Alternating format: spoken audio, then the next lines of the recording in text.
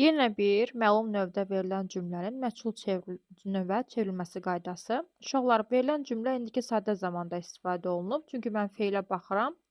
Visit sözü yazılıbdır. Baş çəkmək deməkdir. Siz əgər zamanlar bölməsini həqiqətən yaxşı bilirsinizsə, məchul növdə elə problem yaşayacağımızı düşünmürəm. Deməli, cümləmizin zamanını müəyyənləşdirdik ki, indiki sadə zamanda istifadə olunub və biz şərtimizdə demişdik ki, cümlədə hər iki cümlə eyni sözlə başlamaz. Buna görə rahatlıqla friends sözünü B variantından çıxa bilərik. Daha sonra isə zamanı müəyyənləşdirdik ki, indiki sadə zamandadır.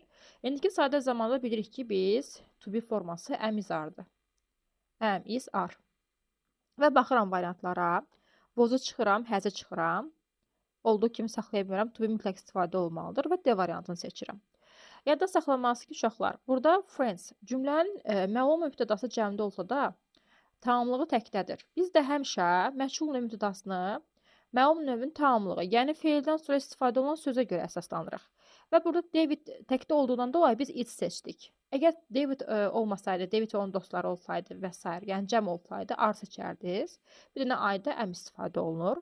Çox xahiş eləyirəm, siz yazarkən çox diqqətli olmalısınız. Hər zaman, hər nə olursa olsun, mübtəda xəbər uzlaşması doğru şəkildə olmalıdır. Mübtəda təkdə olarsa xəbər təkdə, mübtəda cəmdə olarsa xəbərimiz cəmdə olmalıdır. Baxın, David verdim, cümlə mübtədası, hansı ki əvvəl tamamlıq idi.